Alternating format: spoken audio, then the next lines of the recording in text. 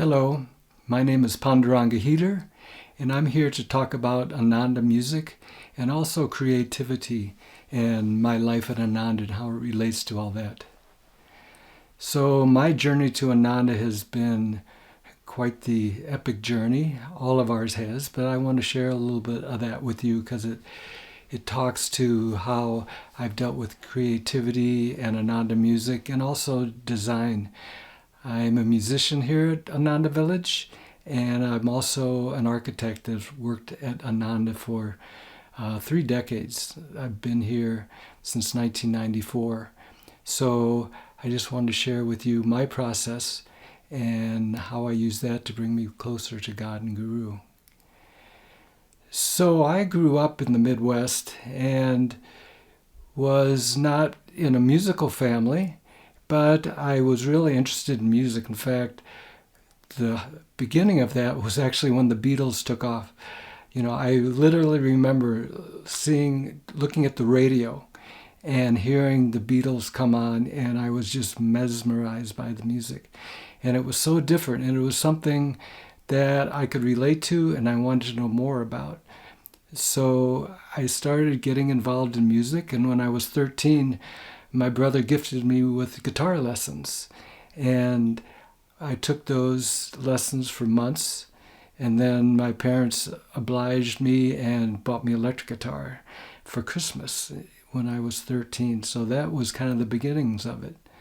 Before that, I had sung in the church choir and even sung a solo once in church. So I was somewhat musically inclined and enjoyed singing in the church choir. But I was also opening my horizons to more music. The next thing that kind of happened is, as I was learning to play guitar, is we would sit outside in the neighborhood at night, sit out on the curb under the streetlight and sing songs. I had Beatles books and Peter, Paul and Mary and different folk music books, and we would sing and I would play, and that's when I learned to harmonize. And that was opening to me, an opening experience, because by harmonizing, it just opened up a whole new world of bringing people into the whole mix of the music and to feel a connection with everybody and how we can relate through harmony. So that was something I learned to do at an early age, and that was actually very important. So moving on, I went through high school and still playing music, and actually had another experience at high school that really dealt with Ananda in my future. I remember being in my senior year of high school, and it was probably in the fall of 1968, and I just had the strong feeling that I want to live in community. I want to live with a group of people that I can relate to and grow with.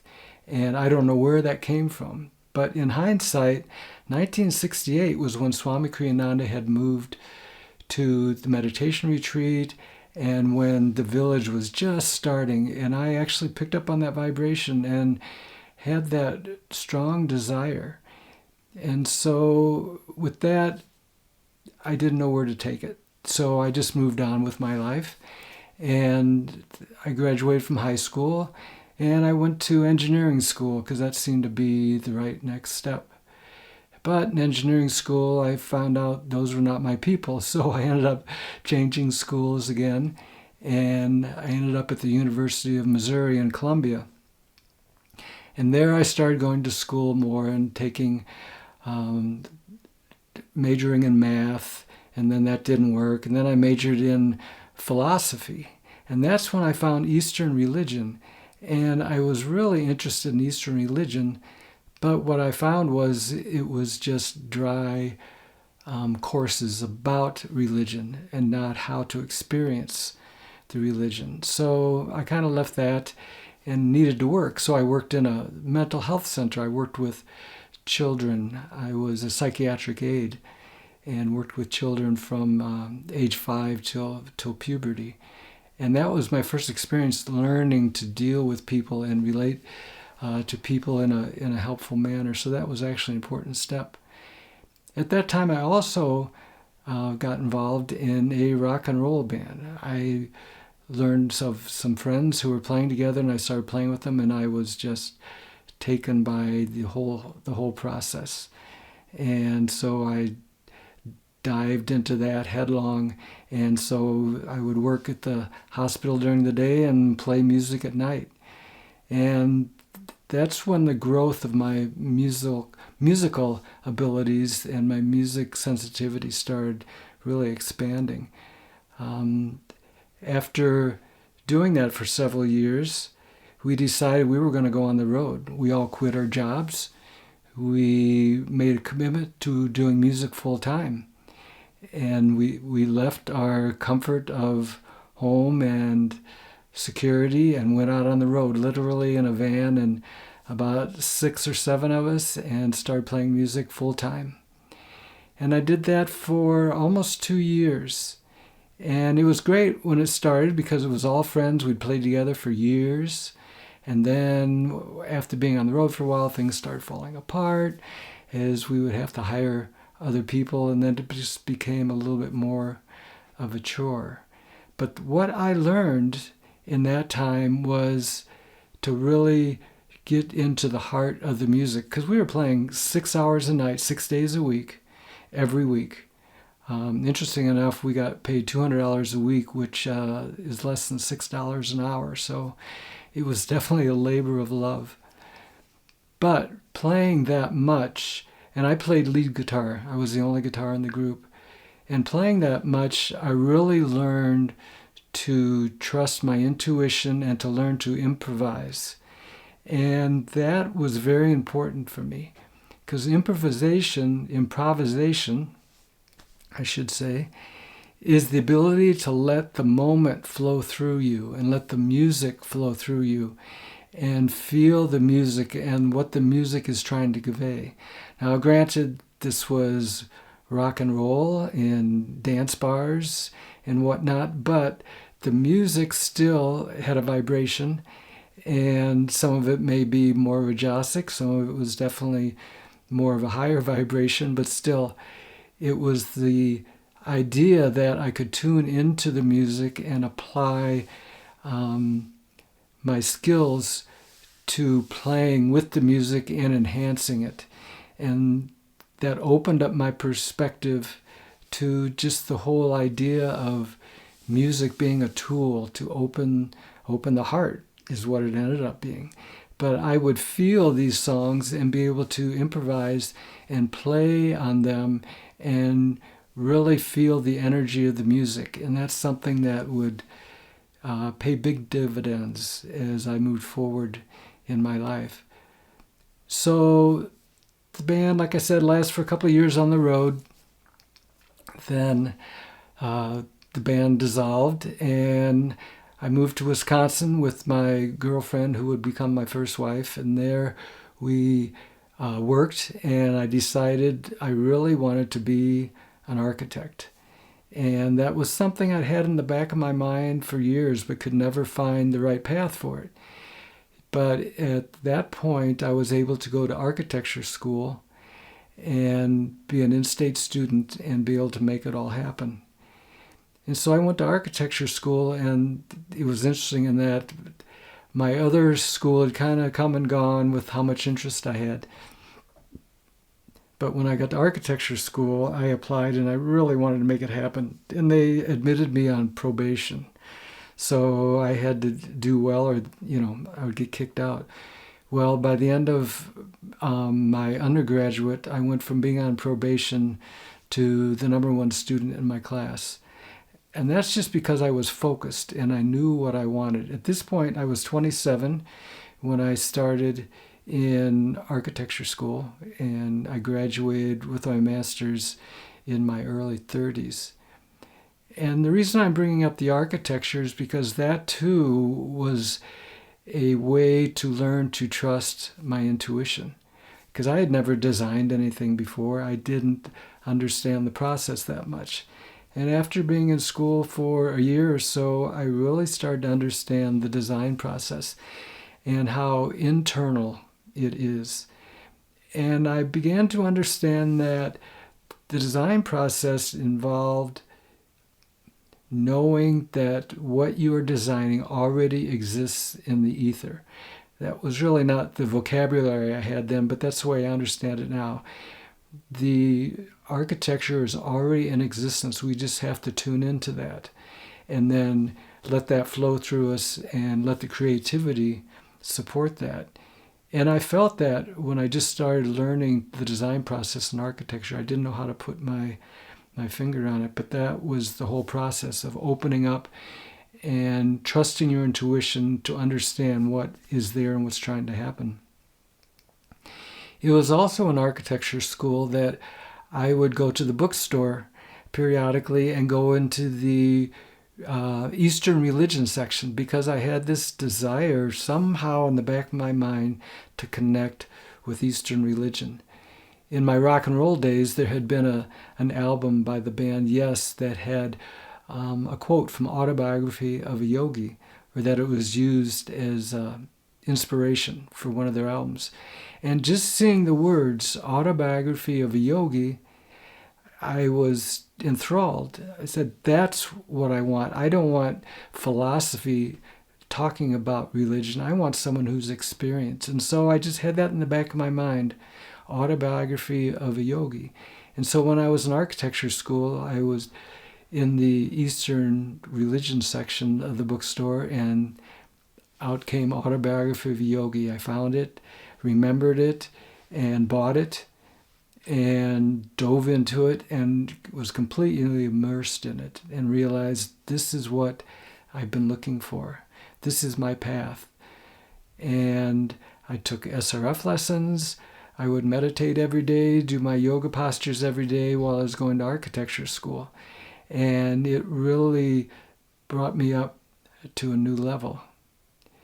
So my architecture experience went on.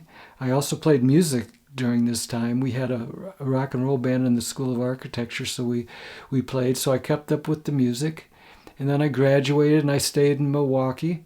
And I worked there for several years and kept playing music. And again, my musicianship was evolving with playing a lot, but also my architectural skills were developing. And I was beginning to trust my intuition more. But as time went on and the world just kept seeping in, I kind of lost my meditation skills, my practices, and was just kind of wandering and just trying to find satisfaction. It wasn't happening, too much in my life at that point. I knew I was wanting more. And at that time, I started working in Chicago, and I would drive every day to Chicago during the week to be a project architect at downtown Chicago on the Miracle Mile. And so I had hours in the car every morning. I'd leave Milwaukee at 4:30, 5 o'clock, and have to be on the job site by 6:30 in the morning. So I had tapes that I listened to. And one of the tapes I listened to was The Psychology of Achievement. And I'm listening to this tape, and the person comes on. He says, I'm going to ask you 3 questions. I want you to turn off the tape. Now that dates it. This is probably 1989 or 90. And he said, I'm going to ask you 3 questions. Turn off the tape and see what comes to your mind instantly. And that's what this exercise is all about. So listen to the tape. He says, okay, you've just inherited $1 million. What are you going to do? Oh, that's easy. I'm going to buy property. I'm going to buy some land in the country, have horses, have a little music recording studio. I'll be all set. That's great. Okay, question 2. You have 1 year to live. What are you going to do with yourself? Well, that's easy too. I've never traveled. I haven't been out of the United States. I want to travel to Europe, travel around, see all the great architecture of the world, come home and just give it up. So that was pretty easy. Then he said, question 3, if you could achieve something and know that you could not fail, what would that be? I turned off the tape and instantly to my mind came, I want to know God. I want to know God. I mean, I literally pulled off the road in my mind because I was shocked at what I was telling myself. because that's really what I wanted. I wanted to know God, and I was fooling myself with all these other things I was doing. So from that point, my whole life changed. My marriage fell apart because it wasn't supportive of that. My work, was useful, but it wasn't taking me in that direction. And so I was searching. I was searching for Master. I knew Master was the key. And I would pray, Master, I need to find you. When I was living in Milwaukee before, I was taking the SRF lessons, and I found out there was an SRF group in Milwaukee. I didn't contact them, but I knew they were there. Well, now, this is probably 5 years later, I'm looking for Master. They're no longer there. They're not in the phone book. I take Himalayan yoga classes, hoping I can find the connection there. In the third class, the teacher says, we're not talking about God here. And I thought, then why am I here? I left. And so I'm looking for Master. And then a friend of mine from architecture school who had moved to Dallas, Texas, showed up for Christmas, and we had, drinks at a bar, and we're talking. And he said, you should come see the work I'm doing. I need help. And I could hire you if you're interested in moving to Dallas. I thought that was a stretch, but I thought, well, it sounds like something fun to do. So after Christmas in late January, I traveled to Dallas, Texas.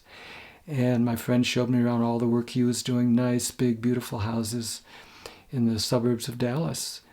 And then on the last stop, he said, I'm going to show you a house that the woman's kind of into crystals and kind of new agey stuff, but she's a wonderful woman, and I just want to show you the house. So he's showing me around the house. I met the woman. She's very nice, beautiful home. She had to leave and pick up her kids, so my friend's finishing the tour of the house. And he said, oh, I forgot to show you the meditation room. He opened up the door to the meditation room, and there were all the masters on the altar. And my hair just stood on end, my spine lit up, and I just knew this is what I had been looking for. And I knew this was where I needed to be. So I went back to my work in Milwaukee, gave 2 weeks' notice, packed everything up, moved to Dallas, Texas. And when I got there, I moved in, and I asked my friend, who is the woman we met in that house? I want to talk to her. And I called her up, and I said, hi, Jan, this is JT. We met, and I want to join SRF. And she said, well, I'm not in SRF. And I was taken aback. The only thing I knew was Master in SRF. And she said, I'm with Ananda. And I said, what is Ananda? And she said, well, Ananda's family, SRF is monks and nuns. And I said, well, this is where I've been brought. This is what inspired me, so here I am. So she was thrilled I was there. I was bringing my musical talents. It was a small meditation group in Dallas trying to magnetize a community, and I fit right in with all my musical talent and help them develop the work there. And it's interesting that it was Ananda and not SRF, because I'd had another experience in my life where when I was about to graduate from architecture school, I had traveled to California, and I had the opportunity to go to Lake Shrine. And I drove to Lake Shrine, I parked out front, and I was going to go in, and I stopped, and I could not get out of the car. I literally could not get out of the car. I just imagined all these strange things, like strange people, whatnot. Anyway, bottom line is I couldn't get out of the car, and I left. And in that same trip, I was looking for a place to move and work after I graduated from architecture school. And we traveled through San Francisco, and we're heading back to Wisconsin through the northern route, and we get to Sacramento, and we're leaving Sacramento, going up into the hills to get to Auburn, and I see the view of the Sierra Mountains. And I said, this is where I want to be. This is where I want to live. And I thought, well, how can I live here? Well, that was a mere half hour or 45 minutes from Ananda Village. And that was a precursor to my being drawn to Ananda. And when I moved to Dallas, that was the summation of that. Master put me where I needed to be. But I also had to be open to my intuition and take steps to follow that intuition. And that's what brought me to Ananda Dallas. So once I was at Ananda Dallas, I worked hard with the group there, and one of the things I first got introduced to was chanting. I had never chanted before. And here were all these beautiful chants that had been written by Swami or written by Master, or chants that were just old Sanskrit chants, and they had a vibration that was inherent in the chants. And that's when I learned to really understand chanting and the feeling of opening the heart to what is happening with the chants. And that was when I really realized where I was falling down, actually, in my music. I had emotionally been involved with music, playing rock and roll and learning how to tune into the music. But with chanting, I realized it was all about opening the heart. Because with the chants, I would feel a whole different vibration. I remember being at a kirtan in Dallas where they were singing a chant to Divine Mother. And I had never heard of Divine Mother before, but my heart opened up. I just felt her unconditional love, and I just started weeping. And it was something I'd never experienced before. And to feel that opening of the heart and understand that Divine Mother and Master and God are there with you and wanting to give you their love and wanting you to feel their love was a whole new experience for me. So I took that as a course to learn how to chant and how to go inward and to feel the vibrations of the chanting and to understand the depth that was there. And so I learned all the chants, and also I was learning a lot of the Ananda music at that time. But being in a colony, there wasn't a lot of singing because we had a small group. But I started hearing Swami's music and appreciating that. And interesting enough, after I moved to Dallas, within 2.5, 3 months, Swami came through Dallas with the Visions of the Future tour. And I got to meet Swami. I got to meet all the Ananda folks that were traveling with him. And I got to see what a disciple of Master was all about. Swami spoke beautifully at the Visions tour, but he sang, and Agni was with him, and he sang. And they did Door of My Heart and Peace, I believe. And I wasn't familiar with it, but I could feel the heartfelt feelings and the divine, just the devotion of it. And I was touched by that. And that drew me into the music even more. Later that same year, I went to Ananda Village for the first time to SRW and realized, well, this is really where I want to be. I need to be in the middle of community. This is the community I've been looking for. But I had committed to my friend to work, so I ended up working in Dallas for 3.5 years before I was able to make the switch. My first time at the Ananda Village, I was a guest at the EL, and I remember being at a program where the choir came in and they sang Door of My Heart. This time they sang it in 4-part harmony. And they had a beautiful choir. They had Stan Case was singing bass, so the bottom end was just so gorgeous. And the whole music was so deep. I just started weeping all over again. Just the sound of that music and the longing and the opening of the heart. And I just knew this is what I needed to do with my life, to be a part of this music. And also at that same time, they had a kirtan at SRW, and I felt like I was at a rock show where you want your favorite musicians to play your favorite songs or you'd be disappointed, and I was not disappointed. The music they played was just so deep, and I could go inside and just feel the expansive joy of the chanting. And again, knew this is what I want to be involved with.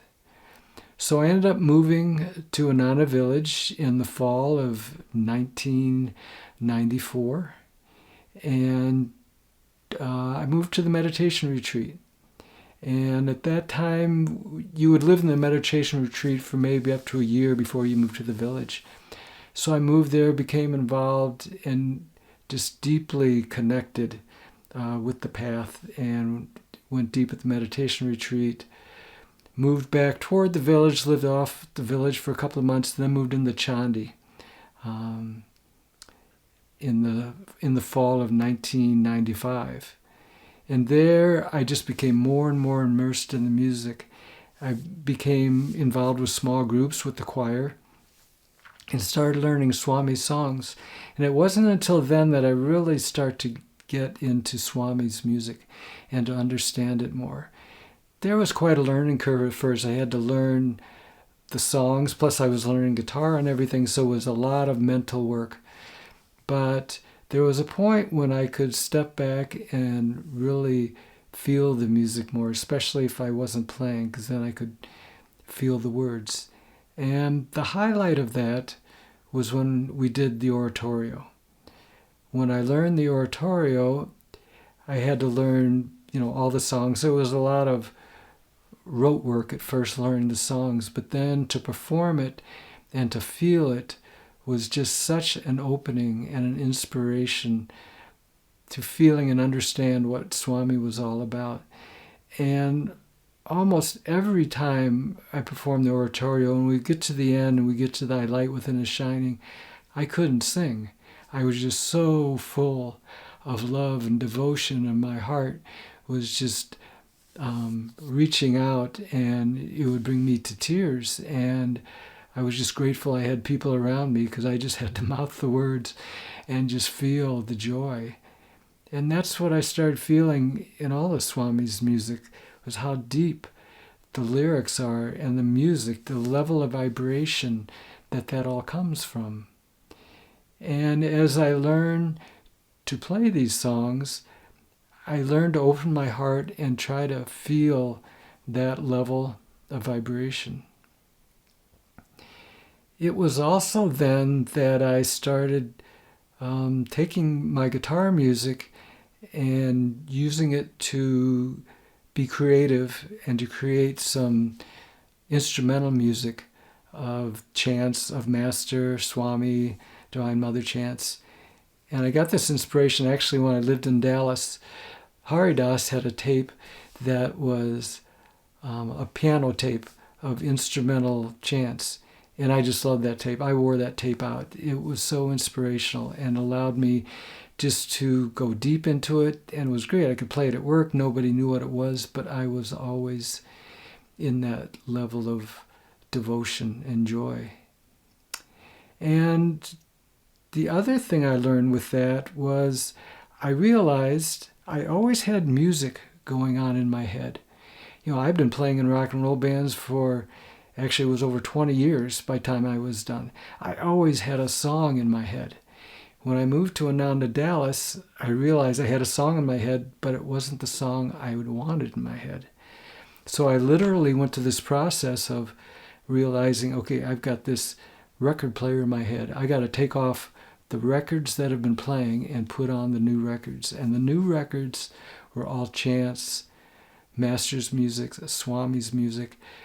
So whenever I had music going on in my head, it would be a chant. Thou Art My Life was probably the first one I just dove into and realized the truth of that. Thou art my life, thou art my love, thou art the sweetness which I do seek. And that became my mantra. And I started doing that with all chants, and whenever I would find my mind going off into some other music, I would put on the new record. And so that's what I learned as a technique for growing into the music. So when I was at Ananda, it grew even more when I was singing with the small groups and learning all that music. And then as the thought of the instrumental guitar works came up, I started working on that. I'd actually done one in Dallas. I'd recorded in my closet on a 4-track tape deck. and had done a first tape of instrumental music called In Spirit Skies. And by the time I got to Ananda Village, digital recording and home recording grew up. So after I was here maybe 10 years, I started recording on my own and recording chants of Master and Swami and creating instrumental tracks of them. And again, that was a really good experience for me because it would allow me to open my intuition, open my heart, and to feel what was trying to happen. I would pray to Master, pray to Swamiji, and let the music flow through me and be creative with him and them as the inspiration. So over time, I created 3 different CDs, 3 different albums of this instrumental music. And also I've been writing music of my own and trying to tune in to what is trying to happen there. And again, it's learning to trust myself, learning to trust my intuition, that Master has a way of working through me, and I just need to know what I need to do to further that, to get out of the way and allow him to flow through me. And that has been responsible for my music to develop the way it has, my architecture to develop the way it has, is to open my heart and to be an open channel for that music. And